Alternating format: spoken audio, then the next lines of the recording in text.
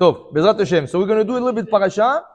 At the end of the parasha, page 244 in the books of the parasha. ויהיו בני ישראל במדבר, וימצאו איש מקושש עצים ביום השבת. Am Israel was in the desert, and Rashi is telling us that was the second Shabbat after Ma'amad Har Sinai.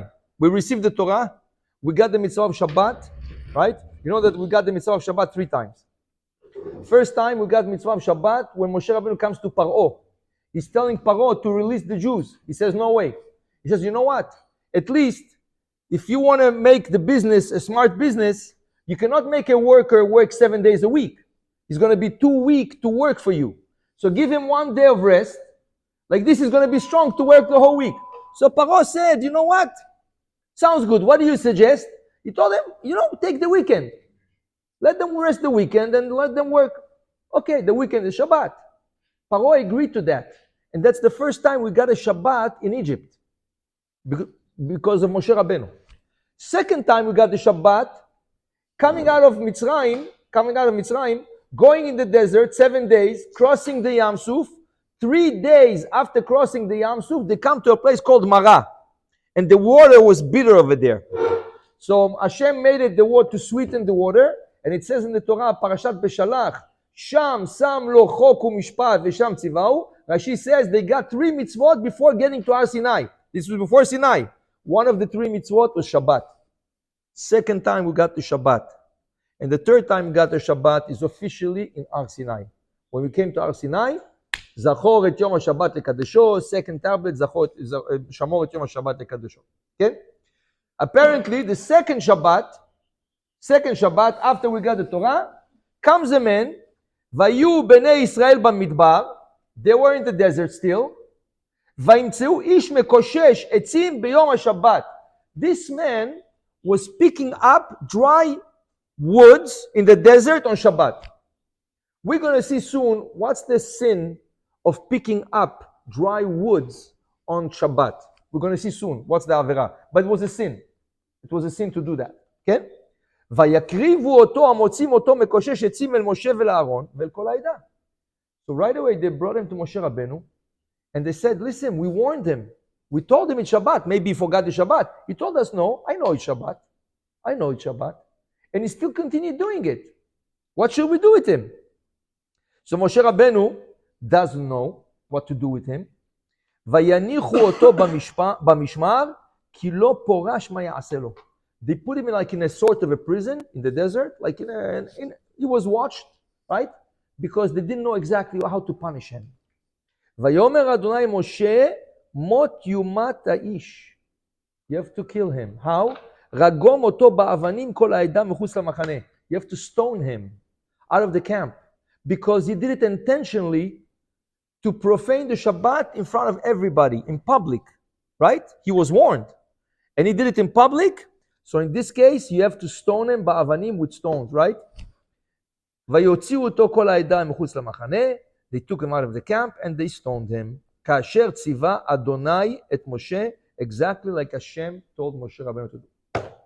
This is the parasha. This is the end of the parasha. Right? This is the end of the parasha. Now, we have to understand what happened over here. מה קרה? What happened over here? Why did he come and do Chilul Shabbat Paresa? You know, some people, they drive on Shabbat. Okay. What you do in your private life, it's your business with Hashem. You're going to give accounts to Hashem. But what you do in your private life, you cannot force the public to accept it. Which means you come to a synagogue, you want to do a mitzvah. So you come by car. You live far. It's your choice. If you ask what's better, to stay home and pray Yachid, or to come to the synagogue with car, stay home, it's much better. You're going to get a mitzvah for that. You're going to get a mitzvah staying home and not by coming by car, because every time you come by car. Huh? Okay, maybe they have a different way. Anyway, yeah. But Rav Ovadia says no.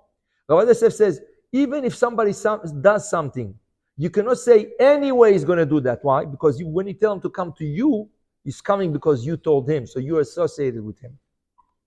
So now, he goes by car, so it's okay. He comes to the synagogue by car. Okay, it's your business. You cannot come in front of the synagogue and park in front of the synagogue when people go to the Bet Knesset, or when people go out from the synagogue, you start driving your car. Doesn't make sense. You want to be Mechalel Shabbat, you don't, okay, you're not up to this level yet, okay, personally. So park far from the synagogue.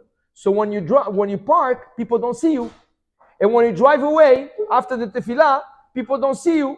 But don't do it in front of everybody. Over here, what happened was, he was Mechalel Shabbat in front of everybody. And people caught him. They told him, "Hello, the Shabbat could be he forgot. Could be he forgot, right? He woke up in the morning, he was all mixed up." So they told him, "Do you know it's Shabbat today?" He said, "Yes." He said, "Yes." And then they told him, "But you know you cannot do what you're doing?" "I know, but I still want to do it." "Oh, you still want to do it?" So they brought him to Moshe Rabbeinu. And Moshe Rabbeinu asked Hashem, and Hashem says, such a type of an action in public merits to be stoned. And this is what happened. This is one of the time Moshe Rabbeinu, this is time of Beit Din. There was a court, right? You cannot take somebody today, you see somebody driving, you cannot take a rock and start stoning him. Only one question? Only question. What happens if somebody comes in the car? You have a choice. If he stay home, he will not pray. He come to the synagogue, maybe with the time, he will be, you bring him more to the synagogue than you make him. So, like this, I cannot tell him to come. No, okay. If he comes, I'm not going to stop him. You're going to say, okay? Eventually, maybe he's going to understand. He's going to start coming on without the car, right? Maybe by bicycle, maybe by scooter. But you cannot stop. You cannot say anything to him. But don't tell him to come by car. Means if he asks you, "Can I come by car?" Say, "No, I don't think you should come by car. I don't think. Do what you think is right." Okay? Yafeh. Now let's see what happened exactly over here. What happened exactly over here? Okay? What's the sin? He was mekoshesh etzim. What's the sin? You're in the desert. There's dry wood on the floor, and you pick up the dry wood. What's the sin? You're not opening a light, right? What are you doing exactly wrong? Muktzeh, okay? Muktzeh is the Rabbanan, and Muktzeh became only 1,000 years after Moshe Rabbeinu. So Muktzeh did not exist yet. Okay? So let's see together. You have a Gemarot over here. You have Gemarot. Let's open a Gemara and see exactly what did he do wrong. What is the Gemara teaching us that he did wrong? So the Gemara in page Kuf Yud Tet Amud Bet Shabbat.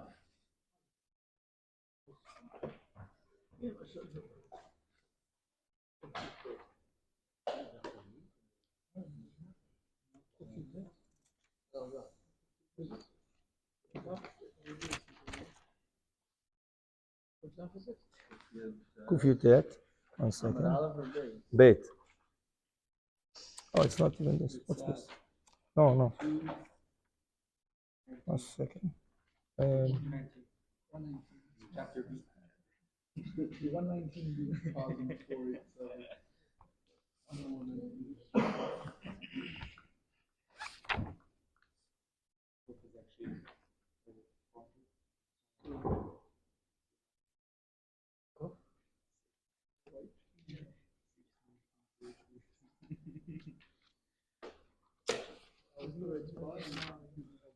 No. Sorry. Tzadik Vav Amud Bet. Kuf Yud Tet is Baba Batra. I was giving you the wrong page. Baba Batra is Kuf Yud Tet. I'm going to see that also. But Tzadik Vav Amud Bet 192. You have the numbers on your pages. Tzadik Vav Amud Bet. See it? Tzadik Vav Amud Bet. Yes. Tzadik Vav Amud Bet over here. There's 2 dots over here somewhere. Tzadik Vav Amud Bet. There's 2 dots somewhere over here. Amar Rabbi Yehuda. You have it? Okay, you want to share with me? Here. Amar Rav Yehuda. Amar Shmuel. Mekoshesh. What did he do wrong exactly? מעביר 400 ברשות הרבים הווה. He was transporting the dry woods 4 steps in Rishut Harabim. You know that you're not allowed to carry on Shabbat when there's no Eruv. You're not allowed to carry Mirishut HaYachid from the private domain, the Rishut Harabim, to the public domain. That's called Otza'ah. You're not allowed to bring something from the public domain into the private domain. That's called Achnasa. Now, also, if you find an object in the public domain, you're not allowed to walk with it 4 steps, 4 amot. Right? Which is 6 feet. You're not allowed to walk 6 feet. He was carrying the dry wood 6 feet in Reshut Harabim, which is the Isur D'Oraisa. And he was warned not to do that. And he continued doing that. So according to Rav Yehuda, D'Oraita. Mimishkan. We learn from the Mishkan. Lo ta'asu kol melacha b'yom HaShabbat. You're not supposed to do any work on Shabbat. All the melachot, for sure, Otza'ah, carrying is one of the melachot used to be done in the Mishkan. Right? Where did they carry in the Mishkan? How did they carry? What would carry? The woods, the krashim, right? The poles of the Mishkan, right? They used to put them into wagons. So they would carry them from the desert, Reshut Harabim, into a wagon, Reshut HaYachid. Or they would take them off the wagon and put them down. That's called Otza'ah, Achnasa, right? From there we learn you're not allowed to carry on Shabbat. We learned from Mishkan. Whatever you're not allowed to do Shabbat, everything is learned from what they did in the sanctuary, when they built the sanctuary. So he says over here, Rav Yehuda, you know what's the problem with him? What was his problem? His problem was carrying 4 amot b'Reshut Harabim. B'matnita Tana, but we find in the Braita it says, Tole shava. He was cutting the wood. That was the problem. According to the Matnita, he was not transporting the wood, he was cutting off the branches from the bushes. So he went to a bush, he found the bush, and he started to cut off branches. Cutting off branches, what's the prohibition on Shabbat? Kotzer. Or zorea. It's like cutting off wheat. Right? Or planting. Why planting? Why is it planting? What's the idea of planting? Planting, when I plant something, I put a seed in the ground, I want it to grow, right? When you have a bush, you trim it. Why do you trim it? It should grow better. By trimming a bush to grow better, that's called zorea. It's called planting, not cutting, it's planting. So logically you say, what do you mean? I'm not putting something in the ground, I'm cutting off. Yeah, but the idea behind cutting off is should grow better. So this goes into the category of zorea. Huh? No, there's no bushes in the Midbar. Moshe Rabbeinu, what did he see? Plenty of bushes. Plenty of bushes. They don't have leaves maybe, but plenty of bushes. For sure. There's no cactus. There's no bushes for sure. There's plenty of bushes in the desert. Yafeh. So even cutting, so if you don't do it for the purpose of the bush growing, so then you're going to be chayav mishum kotzer, cutting off wheat. Okay? It's another prohibition. Depends what you think, but this is a bit the idea. And then, this is the matnita. Okay? Rav Acha Berabi Yaakov Amar me'amer ava. Third opinion, Rav Acha Bar Yaakov says, you know what was the problem? What he did? Me'amer. What's me'amer? In your backyard, you have a mango tree. On Shabbat, if mangoes fall in your backyard, you're not allowed to pick them up. That's muktzeh, because they were connected on the tree. Chachamim did not let you take them and eat them on Shabbat, because you might go and pull off a mango from the tree. So it's gzera, and also the mango is muktzeh, right? But let's say before Shabbat started, you looked at your backyard and you saw 10 mangoes. There was 10 mangoes on the floor. You come on Shabbat, there is 10 mangoes. No mango fell. 10 mangoes. So those 10 mangoes for sure before Shabbat. Am I allowed to eat those mangoes? Yes, but one by one. I'm not allowed to bring a plate. and pick up the mangoes. That's called me'amer, gathering fruits from the place they grow, where they grow. It's called me'amer, gathering. Me'amer is gathering. So if you want to eat the mango in your backyard, you have no problem. It's your backyard. It's not muktzeh because it fell before Shabbat. I take one mango, I peel it, I eat it, I give it to my son, my wife. It's okay. But if you want to bring them into the house because you have guests and you want to gather them, that's called me'amer. What the Mekoshesh did, what did the Mekoshesh, this man, what did he do? He went and he picked up dry wood in the desert and he made a bundle out of them, right? And in making a bundle out of it, it's called me'amer. It's like picking up mango and putting it in a plate. He was picking up the wood. Usually, what do you do with wood? Right? You want to burn it. You want to make a fire, right? So he made a pile out of them, and he was carrying them. So that by itself, just piling them, is an issur of me'amer. So it comes out there's three opinions what he do wrong. He was carrying 4 amot.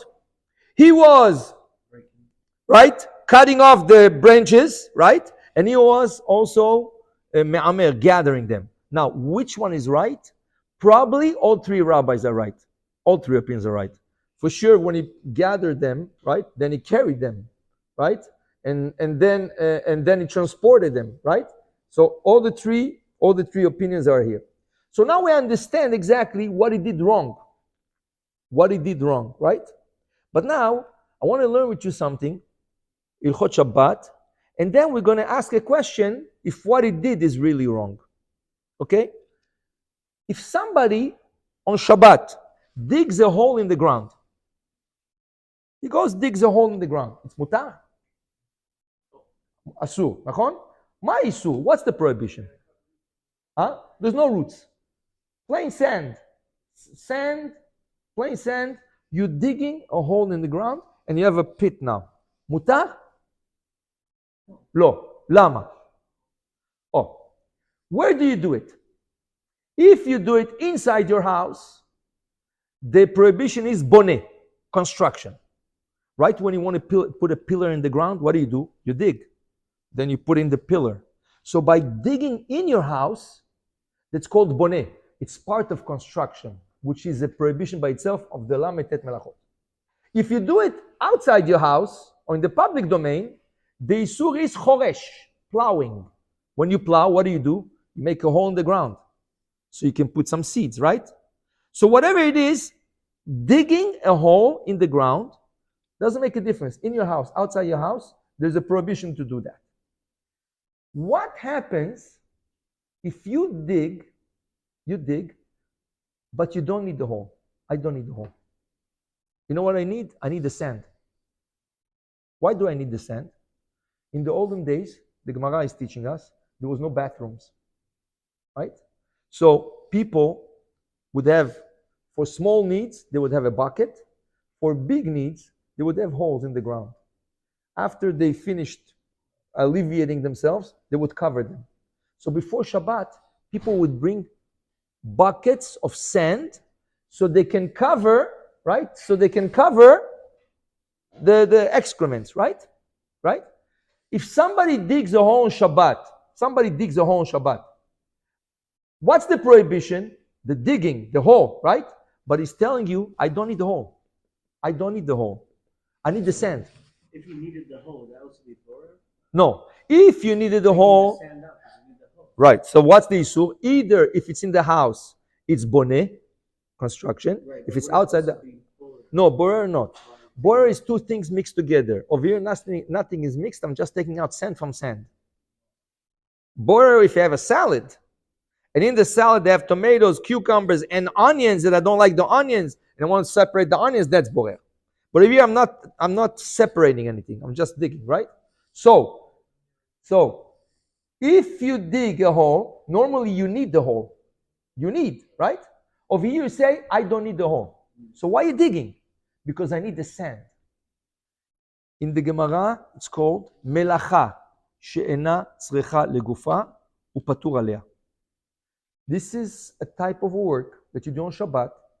Ena tzricha legufa, which I don't need the purpose of it, because the purpose of digging is for the pit, but I do not need it. I need it for a side point. I need the sand, right? Mina Torah, you didn't know Isur. You didn't do any prohibition. There was no prohibition done when you dig and you don't need the hole, right? The Isur, the prohibition is rabbinical, Rabbanan, but not Torah. Okay? In the time of Moshe Rabbeinu, was there any rabbinical prohibitions? No. The rabbinical prohibition started later on. In the time of Moshe Rabbeinu, everything was Torah. So question. He was gathering wood, right? He was gathering wood. Let's see, I want to read to you a Tosfot. Why would somebody be Mechalel Shabbat on the second Shabbat of the after Har Sinai? Why would you do that? What's the purpose? What's the idea? He's not a crazy person. He's a normal person. Why would he go purposely Mechalel Shabbat? And apparently he's the only one. He's the only one who did it. You know how many? There was 3 million Jews there out there, right? Even the Erev Rav, they didn't dig. They didn't do anything. Why are you going to do this on Shabbat? What do you think? He must have a valid reason. Yeah, Vassar. So the valid reason is brought down in Tosfot. Baba Batra in Kuf Yutet. Tosfot says, he says over here, the Mekoshesh Leshem Shamayim Nitkaven. He did it for sake of heaven. Leshem Shamayim. You Mechalel Shabbat Leshem Shamayim? What, you can open the light and says Leshem Shamayim? What is Leshem Shamayim? What does it mean Leshem Shamayim? Says Tosfot, listen to this, says Tosfot. The story of the Mekoshesh happens right after the story of the spies, Meraglim. This week is Parashat Shalach. Nachon? B'Shalach. What's B'Shalach? Moshe Rabbeinu is sending spies to Israel. What happens with those 12 spies? 10 of them come back and say, no, we cannot go into Israel. It's a bad country, right? It's dangerous. There's giants over there. We cannot do anything. We cannot enter there. Yefeh. Everybody starts crying, and Hashem punished everybody. You're crying for no reason? I'm going to give you a reason to cry. So first of all, the first punishment, you're not going into Israel. You say Israel is bad? You don't believe in this country? You're not going into Israel. You're going to stay in the desert 40 years till everybody dies, this whole generation die. Your children are going to come to Israel. You're not coming into Israel. Only your children are going to come to Israel. Yafeh. So now what happens? People start to say, oh, what, 40 years we're not coming to Israel? So what's for to do mitzvot? You don't need to do mitzvot. Anyways, we're going to die in the desert. Anyways, we're not coming to Israel. The whole purpose of receiving the Torah is to go to Israel, right? To do mitzvot of the land, keep Shabbat, eat kosher. But now that we're going to die anyways, so there's no purpose of keeping mitzvot. This man, which we're going to see soon who he is exactly, he does something l'shem shamayim. He wants to do a big sin in front of everybody, get punished for it. He knows he's going to die. He doesn't know how, but he's going to die. He wants to get punished and show everybody, listen, if you think so, if you think you're going to start doing averot now, for 40 years till your children go to Israel, you're going to get punished. So he's willing to sacrifice himself for them. L'shem shamayim.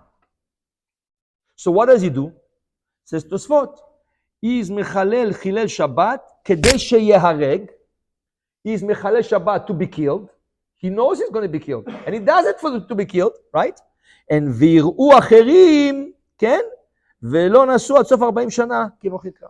So others should see and not sin for 40 years, till their children are going to go to Israel. So basically, we have a tzaddik over here. We thought we were speaking about a sinner.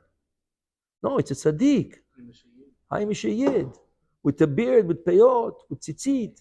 Okay? No, not tzitzit yet. Tzitzit is going to come. It's right after. Tzitzit is right after, right?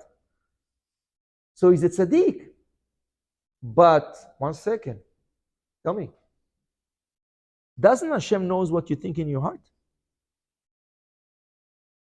If he does it, l'shem shamayim. If he does it, so people should see he's getting killed. He's mechalel Shabbat. And people should get scared of mechalel Shabbat in public like what he did, right? But doesn't Hashem know what he's thinking in his heart? So if Hashem knows what he's thinking in his heart, would Hashem punish him for that? Huh? It's true, but according to the laws of the Torah, if you dig a hole, okay, very good. He has to die, okay, but 1 second. According to the law. Yeah, but that's just the whole. That's just meaning you said he did 3 things. Yafeh. So Each one of the one out of the 3. each one of them, his machshava is not to carry, his machshava is not to gather, his machshava is not to cut off. His machshava is to save people. Right, but cutting off is cutting off. No, if you cut off a branch, if you break a branch, Yeah. right, and your idea was not to cut it off. So why you break a branch? Because there's a snake over here, and I want to catch it and throw it away, so it doesn't hurt anybody, right? That's So- cute, but that's not what's happening. Yeah, what does he do? He does it to save other Jews. It's exactly the same thing. You don't need the carrying. You don't need the gathering of the wood. You don't need anything transporting of the wood. You just do it for another purpose. It's like digging a hole when you don't need the hole. You need the sand. No, but why? How can Hashem punish him if the law does not require punishment? But if he did punish him, the law would require it. No, the law does not. If you look at the Torah, the law does not. That's why Moshe Rabbeinu didn't do anything to him. But the intention should not. The intention doesn't require No, the intention. it. Die. Yeah, but Hashem is okay. If you say, "I want to do this to die," would Hashem let you do it? No. No. So let me tell you what the Maharsha say. You know what the Maharsha saying? The Maharsha says over here. The Maharsha says in Baba Batra Tzadik Kuf Yutet. The Maharsha says like this. A little bit what you wanted to say, but the Maharsha sharpens it. The Maharsha says, did people know what he's thinking in his heart? Did he tell people, you know what, I'm going to be Mechalel Shabbat, so you should see I get punished, and you don't do it? Did he tell this to people? No. So what is it? Dvarim she balev. This is something in your heart. Hashem, what did people see? What did people see? Mechalel Shabbat. So Hashem is punishing him for what the public saw, not what it. You cannot say, oh, in his heart, he had a good heart. 1 second. People see what you're doing. People see you Mechalel Shabbat. We have to punish you because you are showing everybody you're Mechalel Shabbat. Doesn't mean anything. Right? So if you Mechalel Shabbat and you have a good heart, you say, no, I have a good, my heart is, what does it mean, good heart? People see you Mechalel Shabbat in public.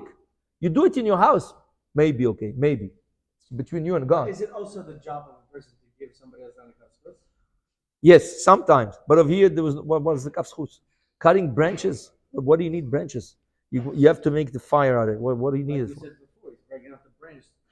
There's a snake and he wants to throw it away. Chazak. Oh, if you'd been the time of Moshe Rabbeinu, maybe you wouldn't be killed. So that's why Moshe Rabbeinu also gave him kafschut, but he asked Hashem what to do. Hashem gave the order, not Moshe Rabbeinu. You understand?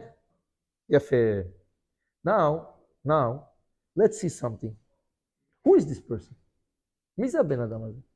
מי זה? Who is this person? Right? So, I think it's Rashi over here.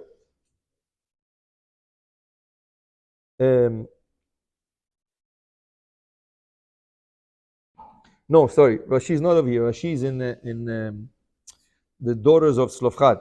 So let me read it to you.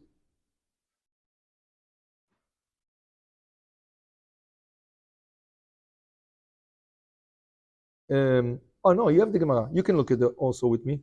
You can look at me. Look at the page Tzadik Vav Amud Bet. It's the Gemara we saw on the bottom. Just go a few lines down.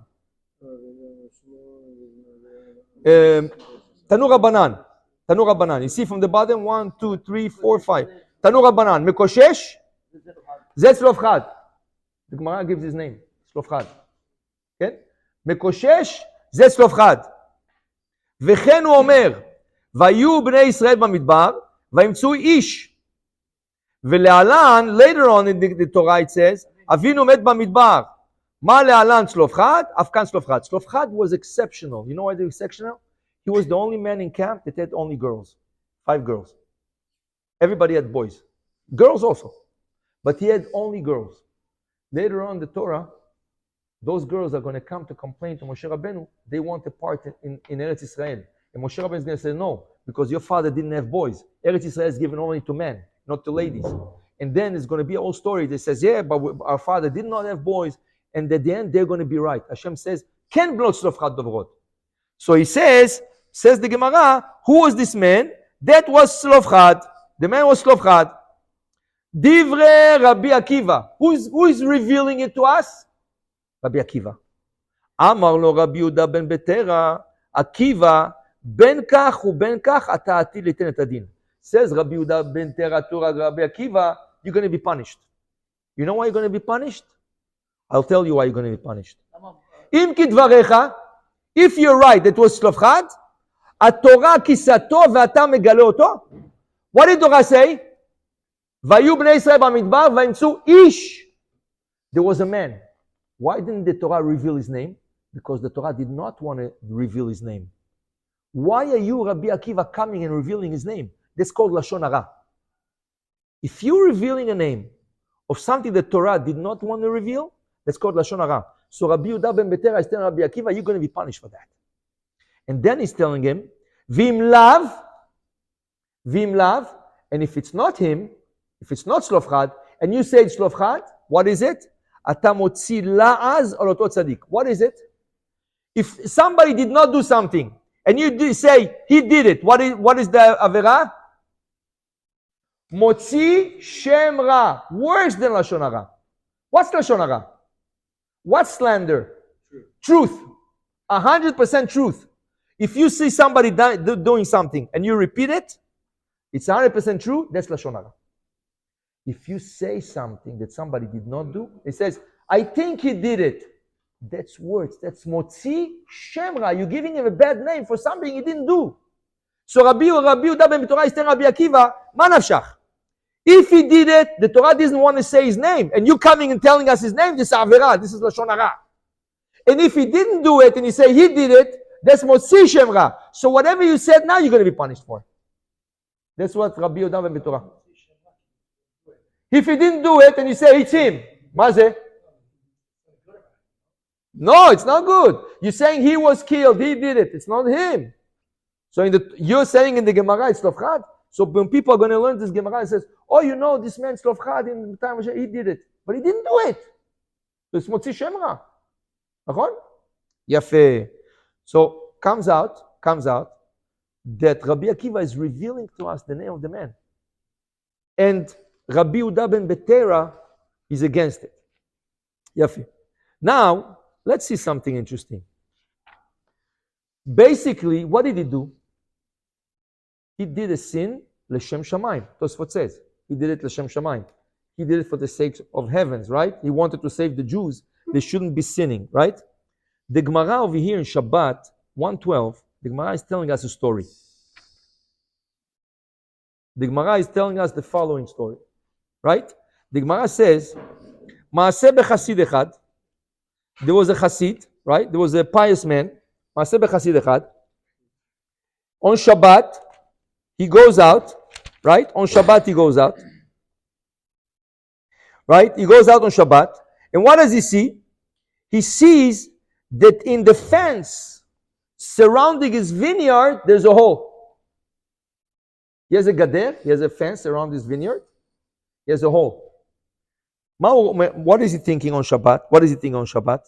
Oh, if there's a hole in the vineyard, foxes can come into my garden, to my vineyard, and eat up the grapes, right? I should fix it on Sunday. As he was thinking that, right away he says, oh, I was thinking of working on Sunday. I was thinking on Shabbat. Are you allowed to think on something and you're going to do something? Sunday? Halakha. Yes or no? Just think. Huh? Just think, not talking about. Mutar or asur? The Rabbanan. What do you say? You're not allowed. What do you say? You think about Sunday, I have to fix my car. Sunday, I have to wash this. Sunday. Because we were just saying before that the machshava makes what your maisa count or not. But I don't do nothing. It doesn't matter. But if the machshava counted on your maisa, then that means the ikr. That's only if you do. But over here, I'm not The doing. machshava is really, that's the main thing that matters. Right, but again, only if you do. Not only if you I don't think do. we can learn What do you that say? even if you Yes or don't. no? I think it would be income. You say it every day. You say it every Shabbat on the Kiddush on Shabbat morning. אם תשיב משבת רגליך, עשות חפציך ביום קודשי, וקראת לשבת עונג, לקדוש אדם מכובד. ממצוא חפציך ודבר דבר. You know what you should wash on Shabbat? Don't talk about something you're not supposed to do on Shabbat. Says the Gemara, דבר דבר, you're not allowed to talk, but you're allowed to think. If you want to wash your car on Sunday, if you want to repair something outside Sunday, you're allowed to think it. Allowed.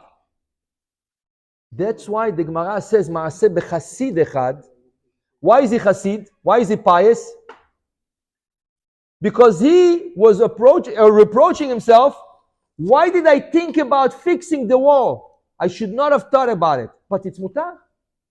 Not only he said to himself that, what did he do? He punished himself. What did he say?